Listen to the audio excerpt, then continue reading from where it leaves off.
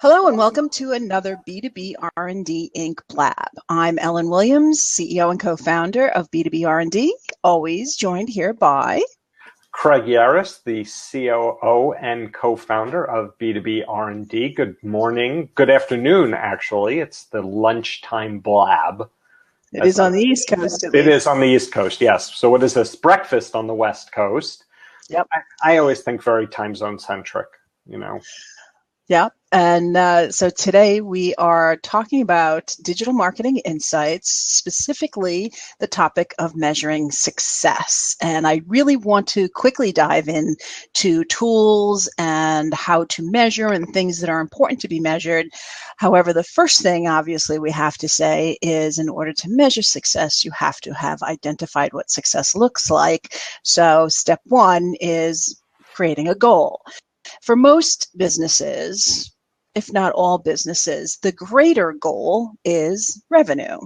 And although there isn't a shortcut between marketing and revenue, it's not a one-step process. You market and you gain customers.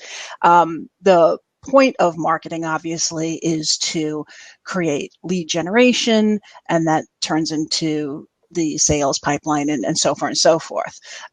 So from a marketing standpoint, the things in which you'll measure to identify success are going to be less related to conversions, although, you know, a sort of distant goal, and more related to actionable things that can not only be measured, but monitored and modified. So the three M's: measured, monitored, and modify. So I just want to double check. Are you in agreement with me on this one, Craig? Okay, wow. There was a lot in there. So am I in agreement? I'd say overall, yes. Definitely. Okay. I just don't want to harp too much on the goal thing, because we talk, you know, I think the general knowledge is to measure against anything, you have to set what the final outcome should look like. Right. Regardless of what that final outcome is. Yep. Yep. And welcome to some of the people who are joining us here.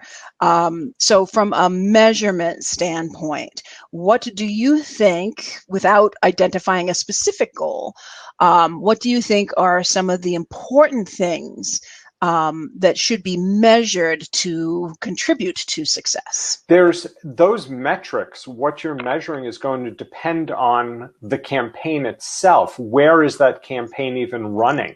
If it is a print campaign, the metrics are very different than if it's a digital campaign. And when talking digital campaigns, the metrics are going to be different for each of these social networks. They're going to be different for Google, for Bing. Although Google, Bing, and Yahoo will have similar metrics that you're gauging and marketing against. So I think not only, and it also depends on the campaign itself, not just where, but what. What's the goal of the campaign? Yes, you talked goal briefly, but each campaign will have in my mind, a very specific goal that you're marketing against and measuring against. So every platform, I know that's a lousy answer. But I agree. That it's a lousy answer? Yes. Let's get down to the nitty gritty. Okay, you know, so let's get more specific. Yes, absolutely. So if we have a social media campaign and we have a set goal, whatever that may be, the success, the things to monitor to gain information and to measure against success, yes, would be dependent on the individual platforms because they all deliver different types of analytics. But do you think that things as simple as likes and shares, or does it get more in depth than things like that on social media? It needs to be much more in depth. Now, there are in my mind, there's really two types of campaigns you're going to run on, say, Facebook. And I'm only using Facebook because when you say likes and shares, that's what people think. Although Twitter has moved to the like and a share is a retweet, people don't call it that. So if you're thinking Facebook and you're looking just to You can like and Oh, share on right. You LinkedIn can too. on LinkedIn too. But let's just narrow down one, because I think to talk about everything, we can't talk specifics. If you're running just a branding campaign, and years ago I had done this for a local business, and it was strictly to get the name out there. Likes and shares, very important, because there was no call to action in the ad. They didn't want people to do anything other than to like and share their company name. So those metrics were very important. But I think in a real down and dirty, with a call to action, we've got a goal. Our goal is to sell X. Likes and shares are okay, but it's going to really be a full follow through. So how many people click the link on that Facebook ad? And then looking at your website, when the traffic comes in to the page you sent them, what is the path they're taking? Are they then drilling down? Are they converting? And you have to set those metrics within Google Analytics or whatever platform you're using, so you can really track those things. It's not all about the like and share, as it maybe, a few years ago that was really the goal of social, but now it's about the conversion, whatever that conversion may be. And Facebook allows you to set up a conversion pixel, so you can insert that onto the page you're sending them. I always recommend a landing page, so it's sort of outside of the general Google Analytics, and it'll enable us to see, going from Facebook, I can see a user liked and shared. I can see that they clicked on the link. They then went to that landing page. They then put the item or service in the cart. They then hit the checkout page. I can follow all of that through. And those are the metrics that are going to be important. Shopping cart abandonment is important. You're then going to want to remarket to these people. Hey, you clicked on my ad, you liked, shared, and clicked through. You didn't, you put the item in the cart, you didn't purchase. I now have the ability to remarket to these people, creating yet another campaign with trackable metrics. Okay, so you're talking about the full customer journey from first awareness all the way through to after purchase. So let's narrow that down a little, because I believe each step of the way that you mentioned, from the initial finding us to like and share to something with a call to action to what's going on the website and conversion and the follow through, I think they all have their own individual metrics, because I think they would have their own individual goals for each stage of because the message on your Facebook is going to be very different than the message on your landing page and the message in your They may not follow-through. be different. They may very well be the same or similar message, because the goal is sort of driving to one thing. If my ad or share on Facebook talks about, X, and the landing page has a totally different message, you're confusing your audience. So I do think the messaging will be similar. Okay, so let's define what I meant, because you're right. At least the core of the message. Am I trying to sell you a product or service? In which case, all the marketing that's from start to finish are going to be about that product or service, but the way in which you communicate at each phase is going to be different. So your messaging about the core that you're trying to sell is going to be different. So the way I communicate to someone who's never heard of us, is going to be different than someone who's already bought from us. And so that was my thought on the variation on the messaging, that you wouldn't say the same thing to someone as they went through that process. But you're right. You don't want to start with communicating about one thing and then move to communicating about a different thing. Absolutely, you want to stay consistent on the core message or the core service or product that you're trying to sell. Absolutely. And I would totally agree with you that the way in which social media is used and the metrics in which you're going to measure success are different now than they were just a few years ago.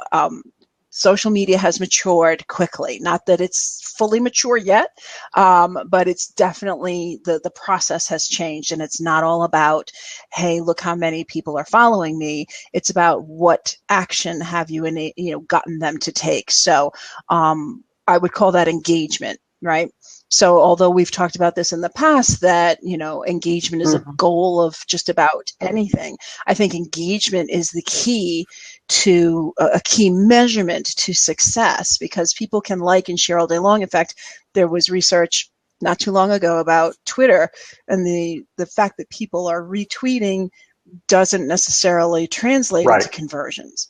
So if there's a lot of things happening on these different platforms and everything stays on those platforms, then more now than before, that's not going to be success. Social media is more than just, hey, look who I am, unless you're a brand new business. Any business that's already built somewhat of a community or a network on those platforms need to move further. So I think the only real way to gauge success is to make sure there is a call to action, because that's what's going to lead down that conversion road. So if we just look at the marketing aspect of it, the social media leading to the landing page, and then maybe the content on the landing page too, right? Neither of those are going to be conversions, because typically a landing page is a giveaway, is getting someone from being an unknown person to a known person in my organization and in my database, so that I can amp up and better understand and personalize and all that other stuff. So being able to monitor all that, I think, again, against goals, but the tools for that stuff, is going to be some of what comes with the social media. There's the insights for Facebook. There's analytics.twitter.com for the Twitter. What I know, we use a tool. Why don't you chat a little bit about the tool we use to sort of monitor what's going on, so we can start to measure what's going on? And well, one of the main tools that we use is Dasheroo, which is a company. It's about a year old, I think, and they enable you to connect with most other platforms. They connect with things like Constant Contact, so you can monitor your email metrics. They connect with Google Analytics, so you have your Google Analytics charts right there in an easy to view window. It connects with Twitter, Facebook, LinkedIn, YouTube. I don't believe they connect to Google Plus, but I'm sure they do.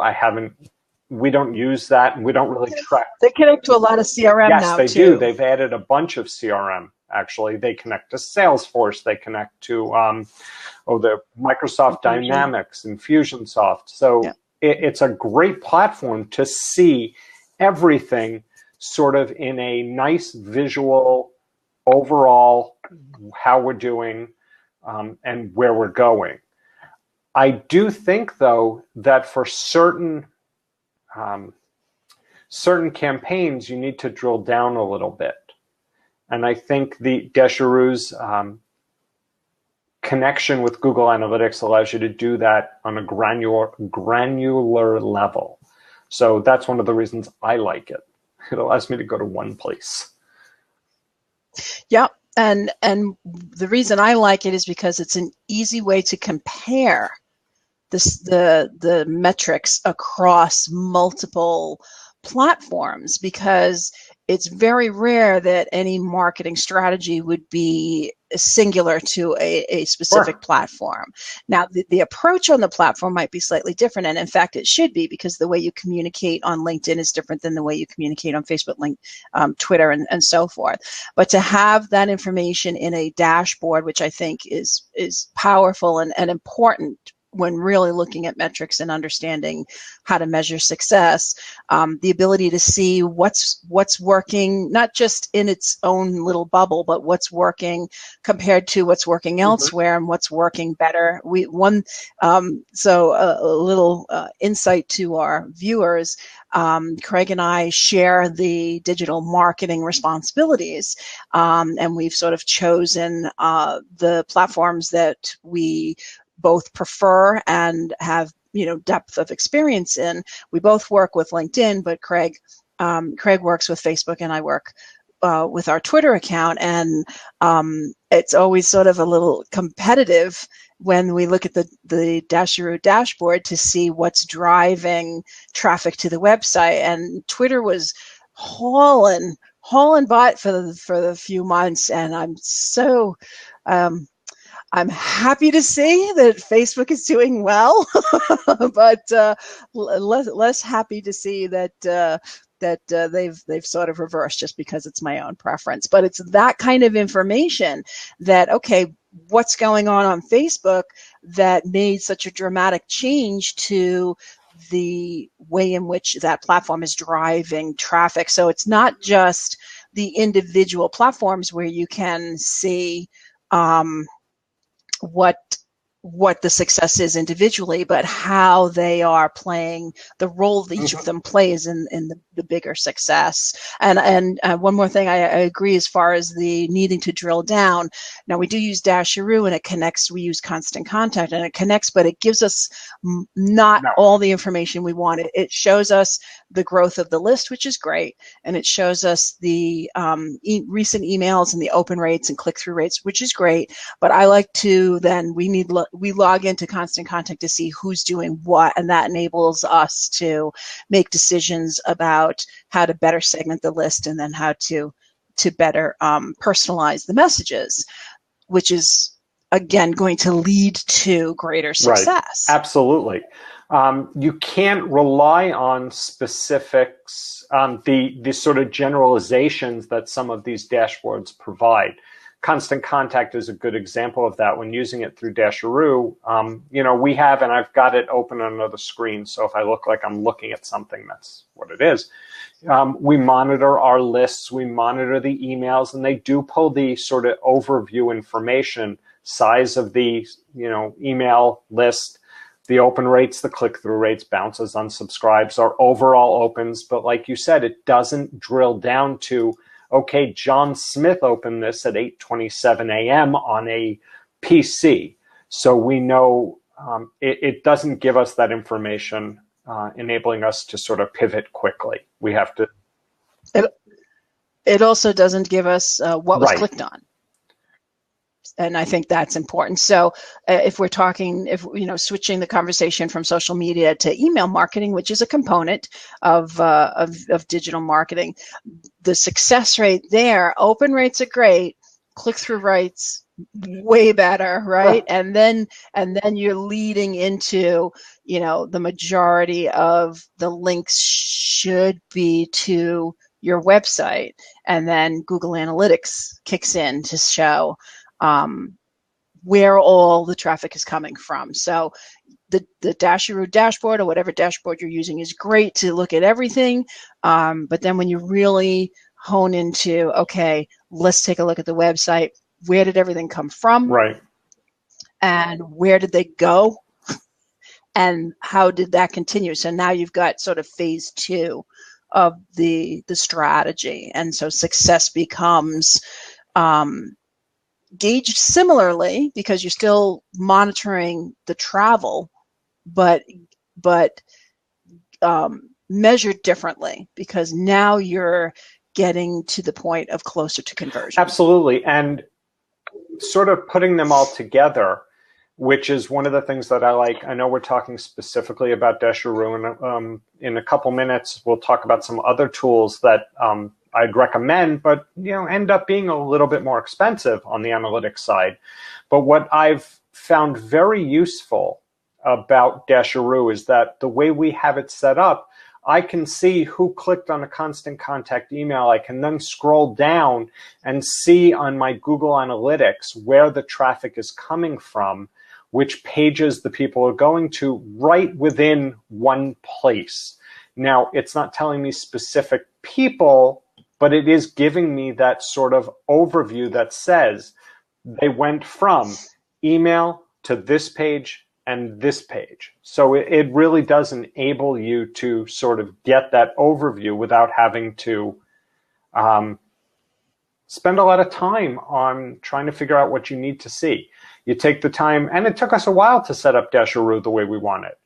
And you spend the time setting it up properly and the way you need it for your workflow, and it's worth that extra investment of time in the beginning. Yeah, most tools are. Technology, people have love-hate relationship with technology, and rightly so. It doesn't always work the way you expect it to. It doesn't always work the way it's supposed to.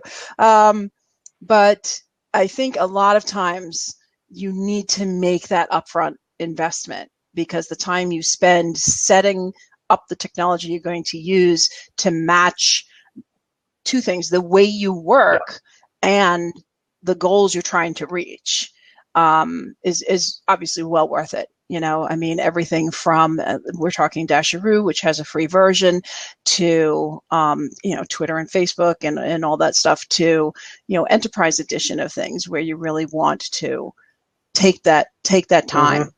Absolutely. So what other tools did you have in mind? One of the other tools that I use, and I believe you do as well, Ellen, is Hootsuite. We use that for some scheduling of social media. We use it for posting of social media. But they've got some really great new analytics that they've just sort of, I'll say, released. And it's sort of new, where you can actually create full reports. And if you're working within and or for a brand, it's a good way to create reports for them. It's a good way to measure some internal metrics that you may need. I find their analytics sometimes a little bit expensive in what you get, that you have to sort of, the paid plan. They do have a free plan, which just includes basic reports. But when you're getting up into those higher plans, you're really beginning to spend some dollars on that you need to sort of invest into your analytics. Their pro plan is, I don't know, $10 a month or something, but again, doesn't include everything you would want it to. So you would need to upgrade, and it is a little bit costly in that regard. So what does it allow you to see, at least at the basic level? You're going to see, basically it's pulling what I would call the basic analytics. The same thing you could get at Facebook, same sort of analytics you'll get at Twitter and LinkedIn, just sort of overviews. You're not getting those drill down analytics like we are with Dasheroo. Another tool that I've used previously and haven't touched in a while is called Sprout Social. It's really an all-in-one tool. It allows you to post and follow and really manage your accounts, Facebook, Twitter, LinkedIn. I don't know that they do much more than that. Like I said, I haven't used them in a while. I always like their reports, though. They sort of meshed the Dasheroo reports with printable, actionable reports. And when I was managing accounts a few years ago, that made it nice and easy. I could brand the reports. They had my logo. I printed them out and can provide them to the client with my own information attached as to suggestions. So what kind of information, were you able to drill down in those reports? Did it show Yes. to the extent that, as you just said, I'm going to show you not just likes and follows, but where is success? Are we driving traffic? And then how do you take that information and make modifications? It did. Sprout Social specifically did give you those drill down reports. Okay, this piece of content resulted in XYZ, these visits to the page, your website. So I could sort of correlate them, because Sprout Social didn't bring in Google Analytics at the time. And I don't know if they do now. But it did enable us to sit and analyze campaigns versus results, and really drill down in the metrics department. Absolutely. And what kind of things did you uncover then, and how did you gauge that against the goals that they had set? Well, it allowed us to see which ads were working, which.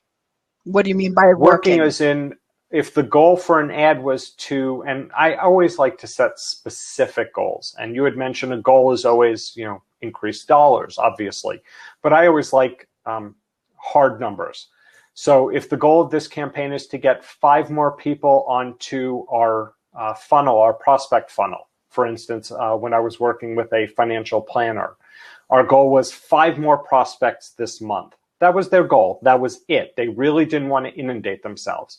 So we took the campaigns we were running on Facebook, Twitter, and I believe there was a Google AdWords campaign involved in that. I don't recall specifically.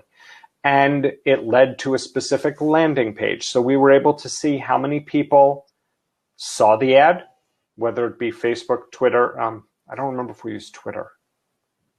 Wherever we were marketing it, we were able to see the number of impressions, which is a sort of a good baseline metric to see if people are even seeing it. We were able to see who was seeing it. Were we reaching our target audience? Was the target correct? And we could determine whether the target was correct by the number of people that were actually taking action. And again, it was not a like or a share. It was an actual action. And if nobody was taking action, we were able to revamp both our demographics, age, gender, location. We were able to change the marketing message, because if we were getting nothing, then the messaging and the demographics were wrong in my mind. And look, marketing, unfortunately, is sometimes a trial and error beast.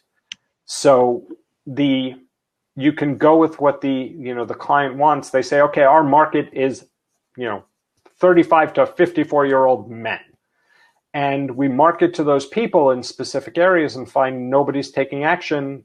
Well, maybe that's not the market. Maybe the message was wrong. So there's a lot of adjusting, and it enabled us to adjust quickly. These metrics come in almost on an hourly basis. So I would provide them with these reports and suggestions almost on a daily basis that says, hey, we've tweaked the content. We've gotten 6 more click-throughs to this landing page. You need to tell me, because I didn't have access to their email, how many people filled out the form. There was no completed. I didn't handle the website, so I didn't have those metrics. And so they would give me the hard metrics. They would call me on a daily basis and say, hey, we got 3 forms filled out. And then the conversation would be, okay, what are your next steps? And I need to see those things so we can sort of put together a holistic view of this campaign. Did that answer your question in a long? No, absolutely. So interesting. Today's conversation started talking about social media from a like-share standpoint. You're talking more specifically about ads, which don't even have really those kind of metrics. They really are call to action and the ability to see demographics. Although I know the Facebook Insights has some demographic information, but you have more experience here. The ads at Facebook, do they expand on that demographic information, and how valuable is that against measuring success? They do expand on it. And just to clarify, when you're running a Facebook ad, people can like it, unfortunately. So when they like a Facebook ad, it really doesn't do anything for you. But it's there, and you do end up paying for it. You do get some information on your audience that's a little bit more in-depth than their basic insights. And I wanted to I'm trying to pull that up. I'm going to pull up some of those demographics. You do get the age, the gender of the individuals, and you can sort of pull and drill down just a little bit, you can find out where the ad was placed right side within Facebook. I'm talking Facebook specifically now, sorry. Whether was the question. Whether it was on the desktop, where on the desktop, the mobile, where mobile, whether it was part of Facebook's audience network and how much. You also sort of see how many website clicks went versus the reach. You get to see the number of impressions. You get to see specifically overall how many people were reached. I wish they were more specific, as in Jane Smith clicked on this ad and Jane Smith fit into this category. Unfortunately, privacy, silly privacy doesn't allow you to do that. I do think Google provides much more in-depth information as well when using their ads, Google AdWords. But I always take Google AdWords information with a grain of salt, because it is sometimes based on IP addresses, and Google has no idea who's sitting in front of that IP address. So you can target. But right. Different than Facebook, yeah, who does know who's clicking because they've got that background demographic. Absolutely. That's true. Same with Twitter. Twitter knows exactly who's clicking on those ads and what those actions are, which is it's a nice thing. We don't get to see specifically. We get to see location. So if my idea is to target people in a specific demographic location and I don't see anybody there clicking, obviously I'm not reaching the right people. Right.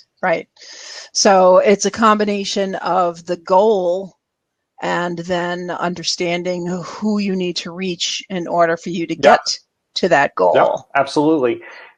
So demographics are a huge part of the measurement of success, because because you may be attracting some people that are clicking through, and then we get to the website that aren't moving forward, right? So maybe I'm interested in the piece of information that you've got, but I'm not interested in what you're trying to sell. And I run into that personally. With all the research we do at B2B R&D about digital marketing, I tend to download a lot of ebooks and white papers, and I get into their marketing automation, which I want to chat a little bit about too. I get into their marketing automation, so I get the emails and the follow-up, and sometimes I even get one-to-one personal emails. Thank you for downloading. We'd love to talk to you about how we can help you. And I wind up just emailing back saying, well, I'm doing research. I don't need your assistance with marketing. Thank you. And this is what my business does, and your information was valuable to us and our subscribers.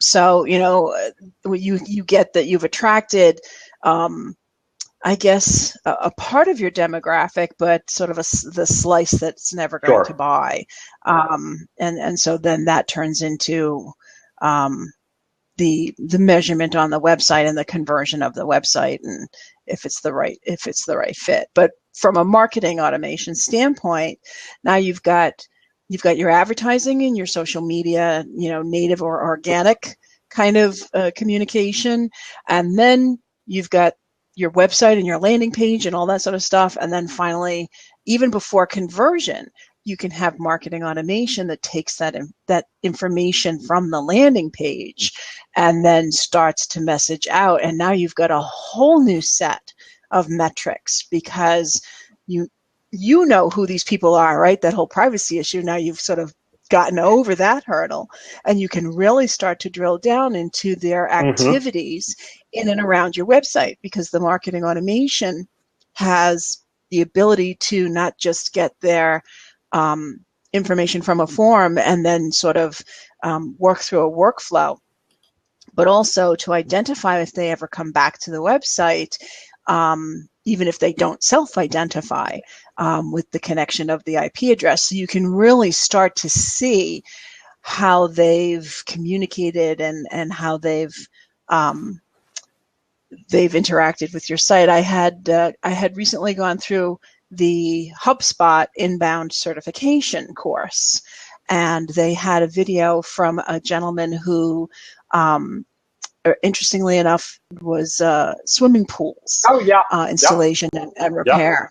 And he talked about the amount of content that he said, that the business was starting to wane, and they went full on blogging, and they have thousands of pages, and they did the analytics to see how many pages a customer visits before actually doing business with them.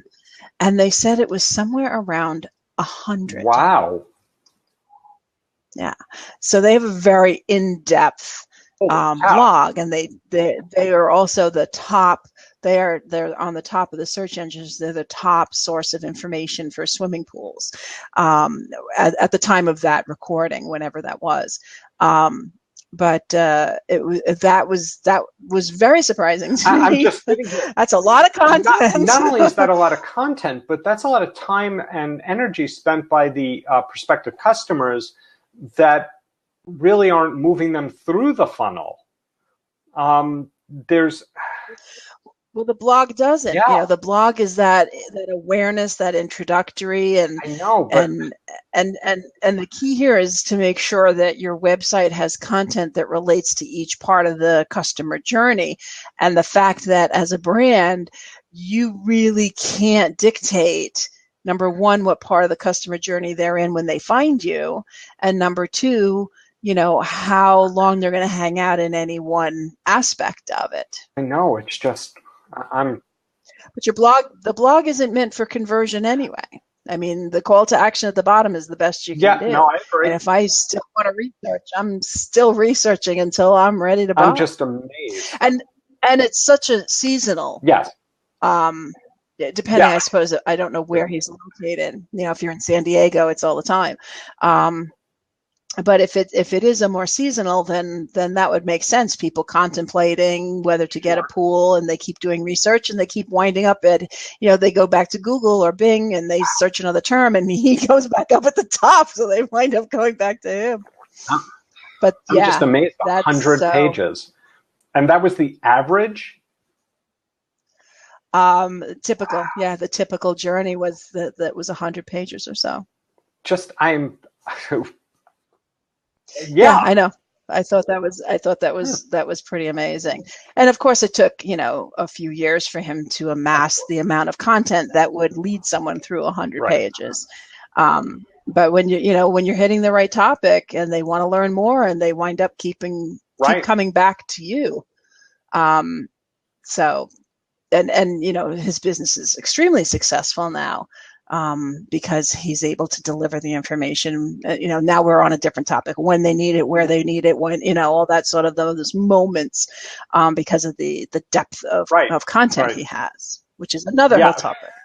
And how much content is out there, and how to repurpose it, and all that sort of stuff. I'm just wow, and that's a great use of analytics as well. So that way. It sort of sets their expectation. They know if a person visits their site for the first time, basically they don't have to worry. Why didn't they go further? Because they know, and I'd be curious to know those 100 pages, what time frame that was over, if they had that analytic as well. Is that over a week? Is that over 6 months? And again, it's I would suspect you can't really dictate the customer journey. No. If I live in New York, it's March, I'm contemplating a pool, I've got about maybe 2 months to make that decision, right? If it's December or October, I have a longer period of time in this area to make that decision. Sure. But they didn't say. Yeah, and it also, like you said, it depends on where he is. I'm down in Southern Florida, and the pool guy is at my neighbor's house every other week or every week or whatever. So, that's an all year round thing. So I would just, there's lots of things I'd be interested to know just from an analytical standpoint. That's very interesting. Wow. Yeah. And that is. Yep. So So you're talking about measuring success. So he's been extremely successful because he took on this years ago, this concept of I'm just going to, Right. create all this crazy content and get that. Actually, the thought pattern he had was every question I get, I'm going to And answer. that's So every night he wrote a blog post that answered a question. So they may not be terribly long, but they're very specific to the individual things that people were looking to find. And that led to his success and obviously the conversions because he's set himself apart as a thought leader. sure. But from a measurement, back to the topic of measurement, I liked what you said there about being able to look at the analytics and set expectations. So you have these goals, and every goal has a period of time that it's going to take to reach. Yes.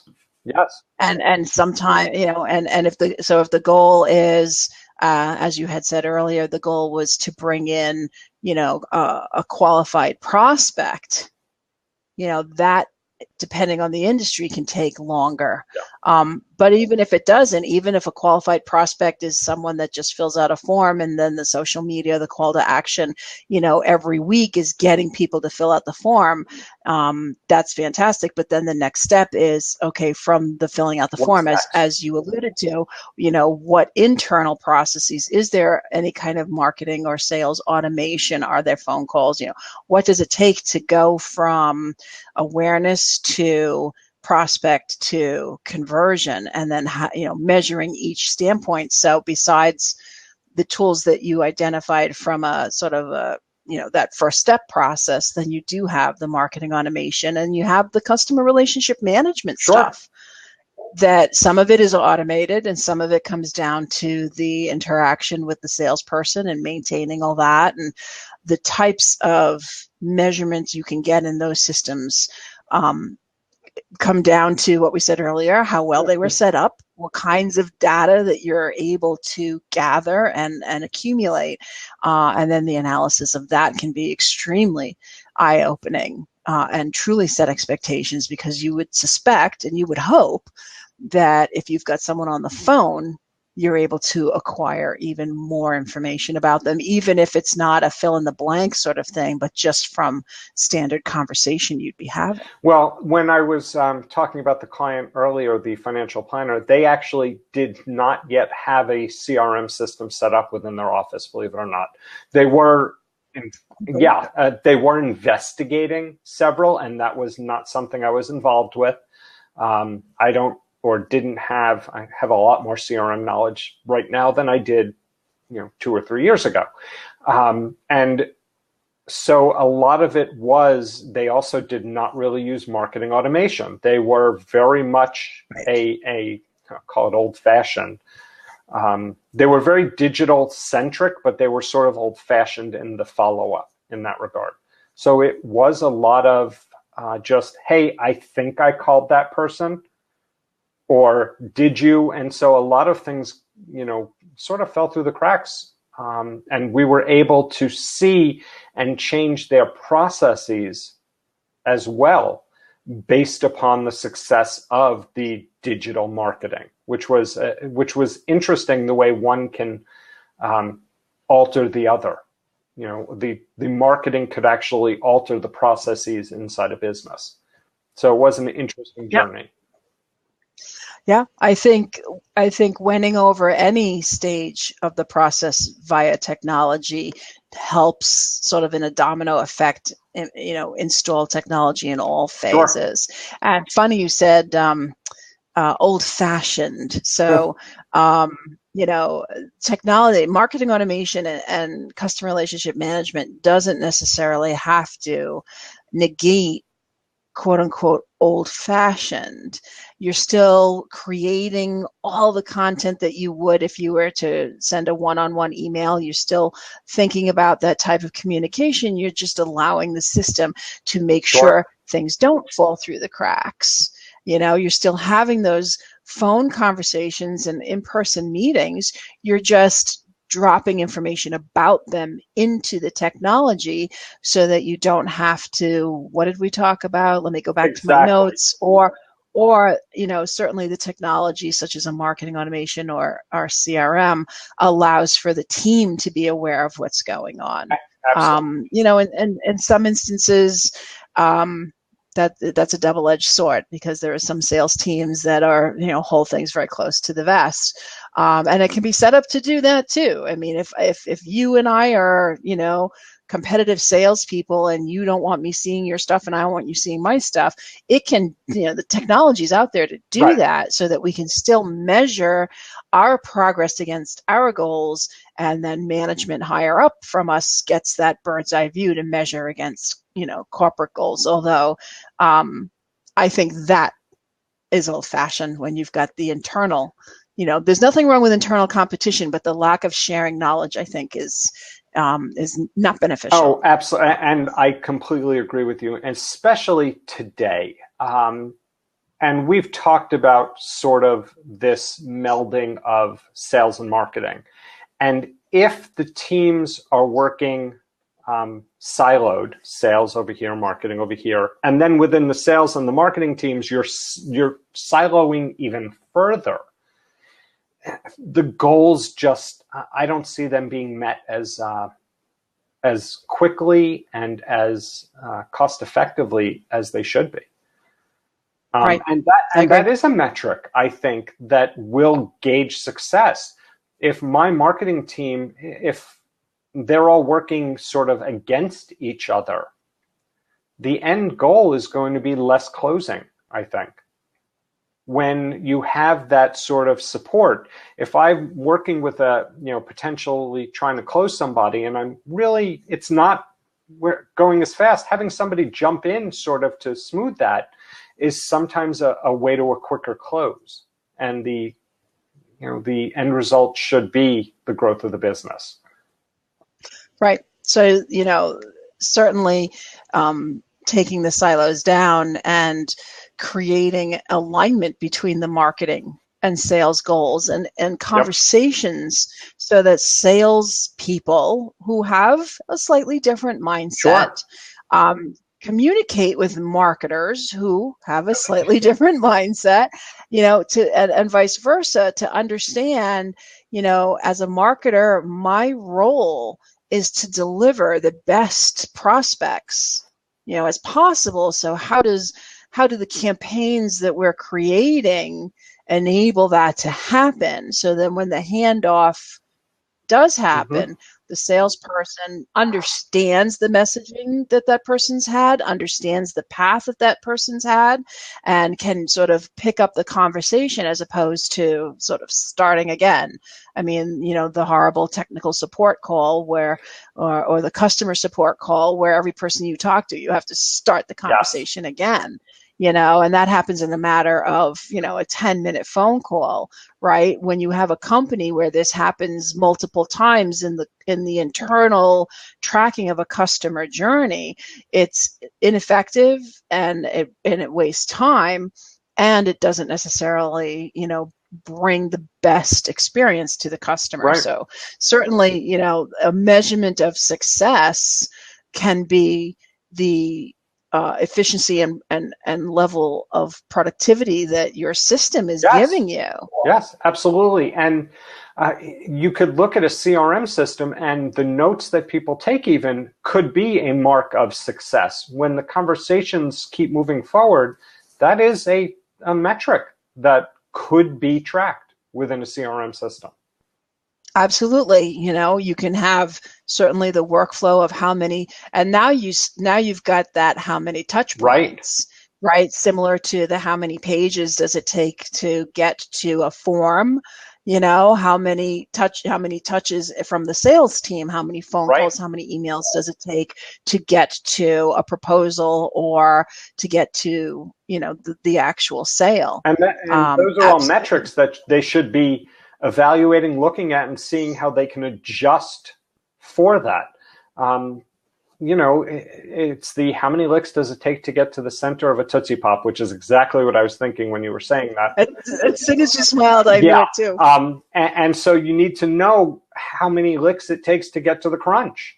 And by knowing that, it enables you to maybe get to the crunch quicker.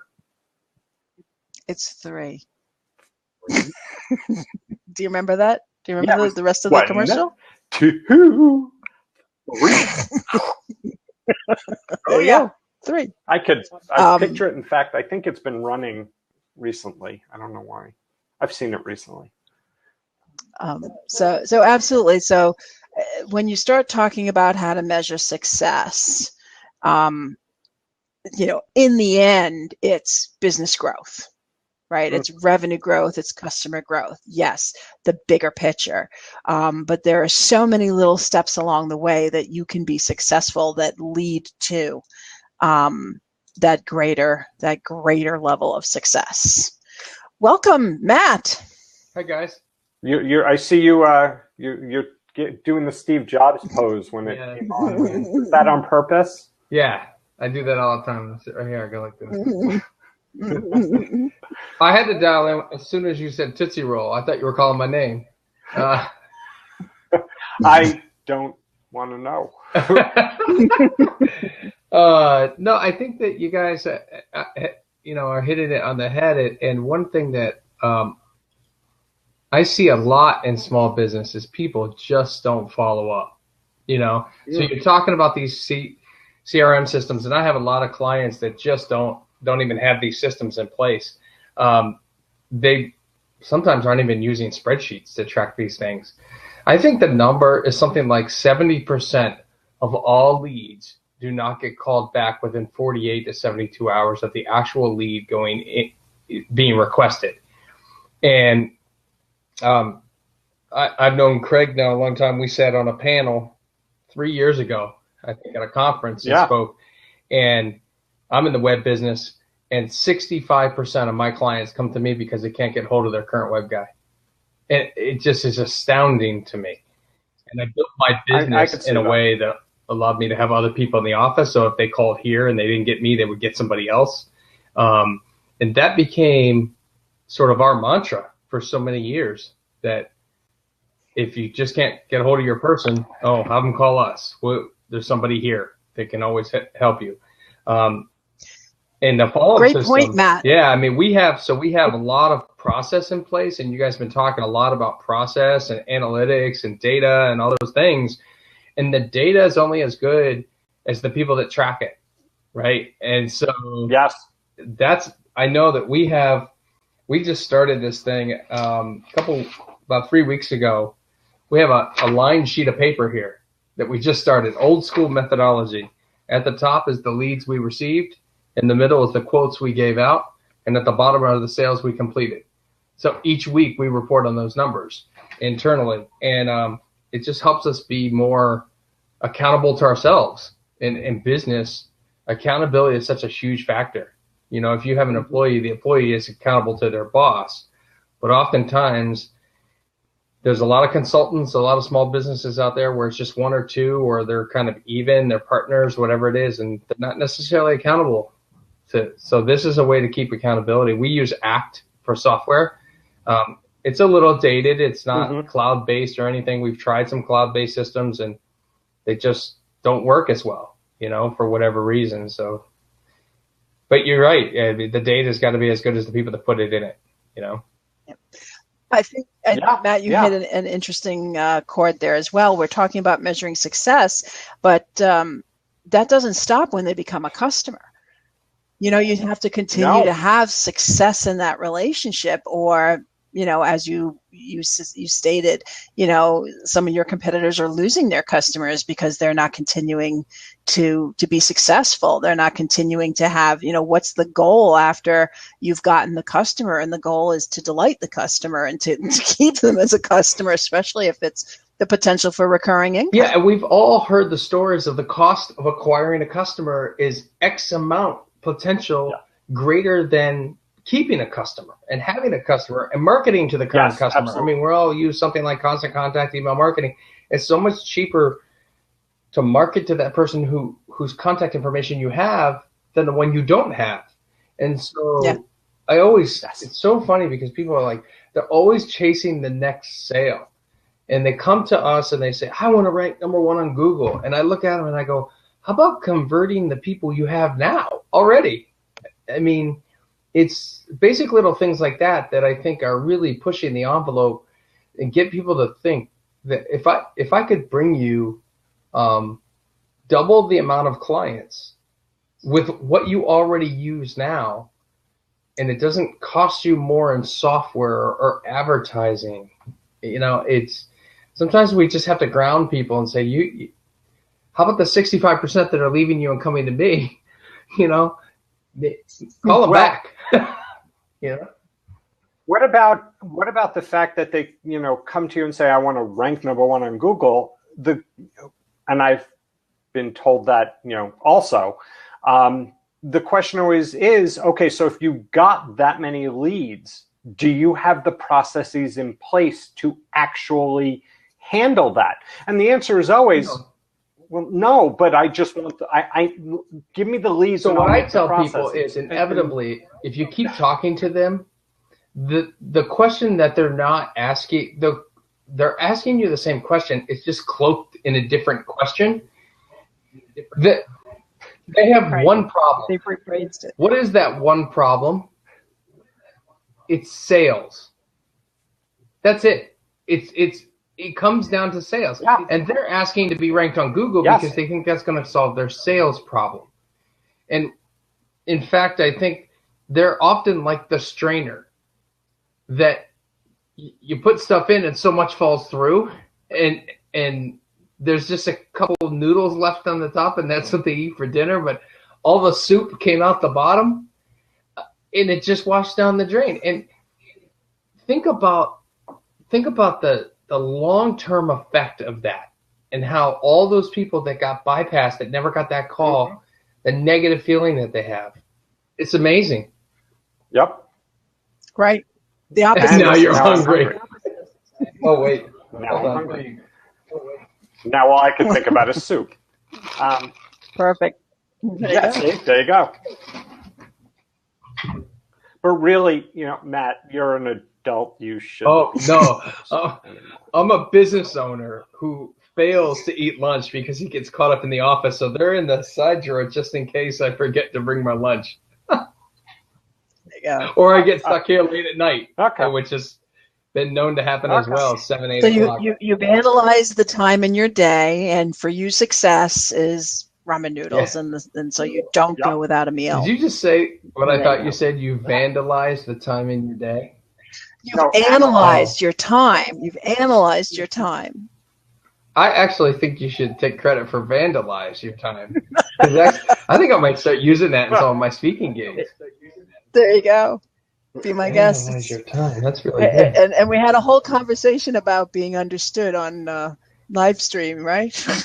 We did a previous conversation about being understood on live stream. That dang accent of mine. Anyway.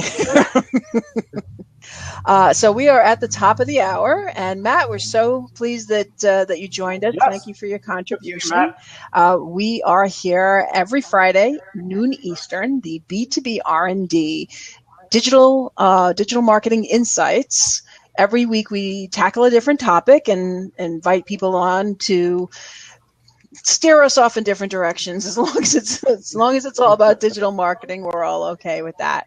So hopefully you will come to our website, www.b2brnd.com. Check out our research. It's the digital marketer search engine that gives you all the filtered news and trends on all things digital marketing. And we will see you here at Blab next week, Friday at noon Eastern. Thanks again, Matt. And we'll see you next week, Craig. Yes. Take care. Thanks, Matt. Good to see you. Take care, Alan.